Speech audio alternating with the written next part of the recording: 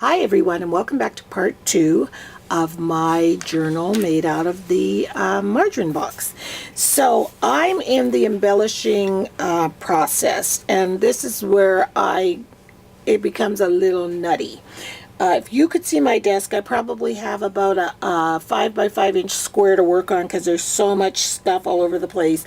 But that for me is the process, and that's how it works for me. So what I like to do is because I have 3 signatures in the book, I typically like to split up the embellishments in my mind by 3.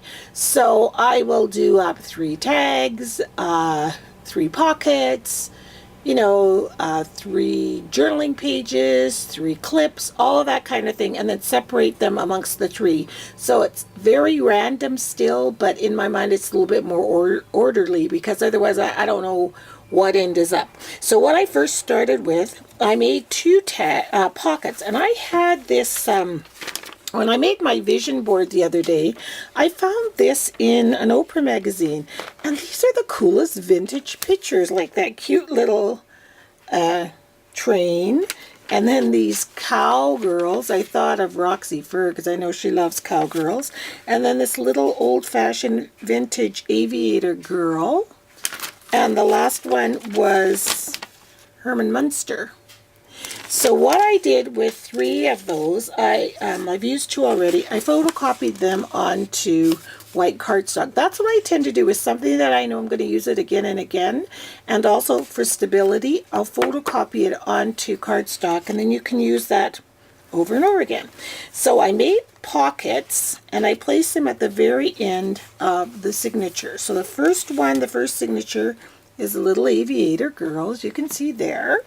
And then I just cut out 3 tags, rounded the edges, and I forgot to mention yesterday that I rounded all the corners of all the paper in the book. You probably noticed it, but I used my, what is it called, this thing? The corner chomper. And I rounded all the corners and all the corners of the short pieces too. The beauty of the corner chomper is you can take a stack of paper, stick it in, and do them all at once. So I made 3 random tags. You could use them for journaling or whatever. And I'm going to put some ribbons in those. Oops, sorry. And the tag holes here. And then I made another pocket here in the back with the cowgirls. And what I did here is I made 3 tags, but I made them with the little banner end, and they'll probably poke out of the top of the book, and I'm going to ink around those. And I just used here homemade washi tape to hold it in. Used my 1 inch, or is it 1.5 inch? No, it's 1 inch circle punch to punch the little opening there in the middle. And on this one, I used just some purchase tape. That was, I think it's Making Memories tape there all around to hold it in. So it's really, really fast to do. And I'm not sure which one I will put on the last page, because I don't like either Herman Munster or the little choo-choo train for the back of the page. So I'll find another image, and I'll create another pocket. Well, I can't even talk. I'll find another image and create another pocket for the last page here. The next thing I went on to was making some tags. So I started off with this one. I've got a whole bin of tags made up, and I had a whole bunch of music tags made up, but it was too flimsy. So I mounted it on some some printed paper, and then I just took acrylic paint and painted on top so that you can journal in there. So that's one tag, and then I'm going to ink around, and I do all my inking around afterwards. This one, I copied a technique that Yolanda Yoli Bean here on YouTube has done a lot, and I've never tried it, and I love it. So I just took this saying, every moment of one's existence, one is growing into more or retreating into less, and just a profundity quote. And so I put some printed paper up there and then glued that quote. Again, that was from those Oprah magazines. And then I took wax paper, if you can see that, and just glued it on top, and it gives it that kind of really cool opaque looking with crackled. It's just really neat. I'm going to draw some lines on the back for journaling, and same with this one. And then the third little tag I'm just in the process of making. I had a die cut from the Tim Holtz, this was the So Easy one, and I just put some of that extra strips of paper I had, glued it on. Again, going to put some quotes here and some embellishments, probably stick her in a pocket, maybe that last pocket that I create. So that's as far as I've gotten. So I'm just going to continue on with creating my tags and flaps and pockets and all of that, and then I will be back. And I apologize in my eagerness to create my book yesterday. I know that half of you were probably ducking and swaying trying to see what I was doing, and I was off camera, and I'm so sorry about that.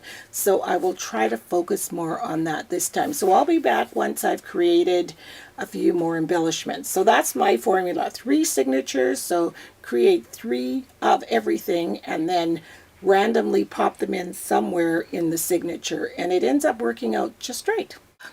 I've got all the embellishments done for the inside of the book, but before I show you what I did, I'm going to create my cover. So the first thing I did is I took some beads and just strung them on the ends of those strings there, and they're just like this pretty green. This, I believe, was a broken bracelet. And how I made them fit through the hole, I took a little piece of Scotch tape on the ends of the twine, because the twine was already starting to fray, and I made a little point and then poked it through, and it worked really great. Tied a knot and then took it off, and my hope is that the ends will fray. So that's going to be my little tassels at the back. And then I'm going to do some stenciling here on the front. I thought that might be kind of fun. So I've got a whole bunch of these wall stencils that I've had forever. So I kind of like this one right here, this design. So I'm just going to place it kind of randomly on here. No rhyme or reason. And I've got these 2 Ditto Glimmer sprays from Michael's. They were $2.99 each. This one and this blue. And I want to kind of mix the 2 colors together. So I've got a rag here to dab it. So let's just see what happens with this. Pop off the lid. So I'll give the blue a little bit of a spray. And then the green. Just want to combine the 2 colors. A little bit more blue. And I'm just going to dab it before I remove it, because as you can see there's lots of liquid oozing out. And let's just see. Whoa, that's cool. Look at that. Isn't that neat? Love it. So I'm going to do that again, just over here randomly. And never mind about the spray marks on the edges. That does not matter. That just adds to the coolness of your journal. I'm going to try and get it a little bit off the page. Just a little blue. And the reason I'm adding green, originally I was just going to put blue, but because I have the green beads on the back, I wanted to try to tie them in together. Oh, I love how that turned out. That is really, really, really neat. So I'm just going to continue to do this all around my book, just sort of in spots like here and on the back. So I want you to see how absolutely outstanding the sprays looked. And the leftover stuff that I used on the cloth here, I just wiped all around the edges of the book, the front, the back, the spine, and then I just rubbed it all into the strings here so that they'd be all inked up too. And isn't it funny when you just play with something you've never used before? And look at this. Who would ever know this was a margarine box? So for the cover, I love the way I had other things planned for the cover. Like I had pre-arranged some scrap paper like this, and I was going to lay it down like that and then write journal, but I do not like that. They don't go together to me, so I just like this just like it is. I'm just going to write the word journal right in the center here.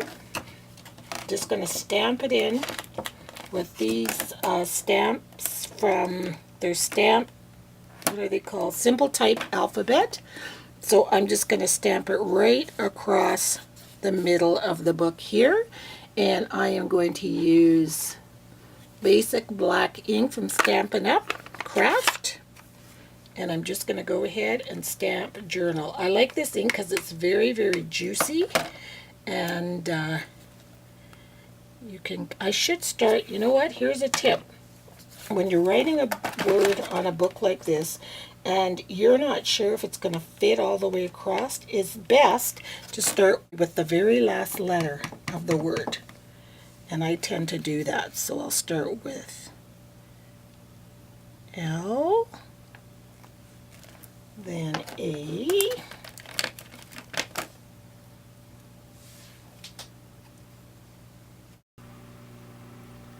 so I stamped the word journal, as you can see, and I started with the L. Probably should have started over there, but that's okay because I curved it. When you curve it from this end, it looks like you started intentionally to do that. That's why I always start at the end. So now I'm just going to place 3 little roses up there and 3 little roses down there. I'm going to lightly spritz them with something. I'm not sure yet, just to tone them down a tiny, tiny bit. And then I'll do my closure. So far, here is what my journal looks like. I put those roses on, and then I just sort of dabbed them with a little bit of that spray, and then I put a little bit of green stickles on them. And I might as well stick with the green theme. I've got this green crocheted button, so I've glued that down, and I'm going to make a closure. So I'm going to take some more of this kitchen twine here, and just grab a pretty good length of it. I'm going to ink up maybe more in blue because there's a whole lot of green going on here. So I'm inking up my cloth like this. And I'm just going to run the twine through so I can get some blue transferred onto this twine so it's not so white.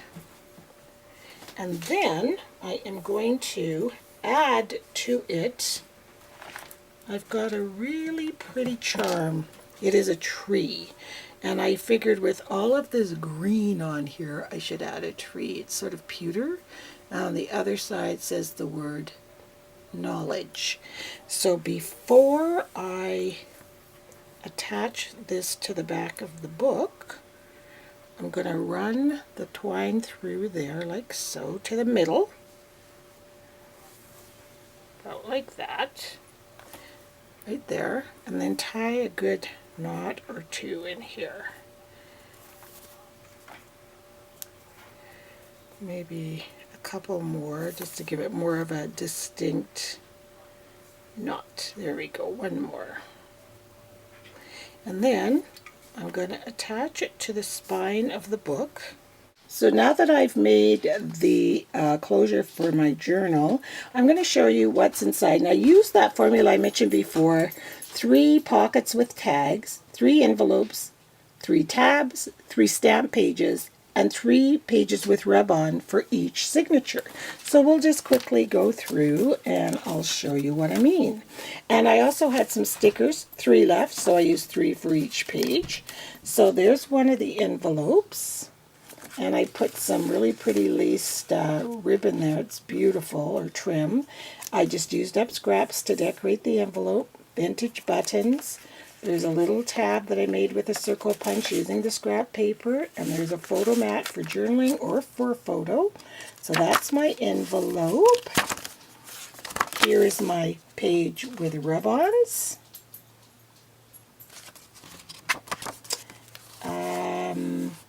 This page has some stamping on it and some scrap paper inked around.